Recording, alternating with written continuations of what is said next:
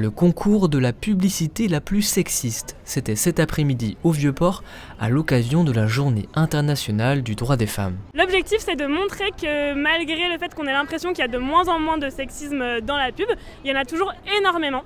Donc nous, on a récolté une quarantaine de pubs depuis l'automne 2021 et là, on les expose sur le sol en demandant aux passants et passantes de voter pour celle qu'ils jugent la plus sexiste. Et la publicité, ça véhicule tellement de stéréotypes sexistes et c'est tellement omniprésent autour de nous. Et en fait, il y a plein de personnes, nous les premiers, qui ne le voient plus. On est tellement habitués à voir ces corps de femmes, ces visages de femmes sursexualisés, objectifiés, que c'est même plus choquant. On a créé un quiz, du coup, en 3 questions, ça permet de repérer si une pub est sexiste ou non.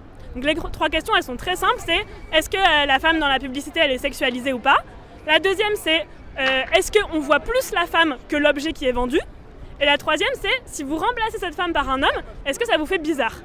Et du coup, c'est hyper simple, et juste avec ces 3 questions qui sont objectives, la réponse, elle donne pas vraiment lieu à de grands débats, quoi. Ça permet de se rendre compte s'il y a un biais sexiste dans la pub ou non. Et vraiment, l'exercice de remplacer par un homme, c'est très drôle, quoi. Cette action interpelle les passants et les incite à se questionner sur la publicité. Depuis des années et des années, on s'habitue à des photos où la femme est représentée comme un objet, comme la marchandise qu'elle présente sur elle. Et c'est bien de réagir parce que je pense que les gens se sont habitués à ces images et c'est insupportable. Le collectif Résistance à l'agression publicitaire demande l'interdiction de l'utilisation d'humains dans la publicité.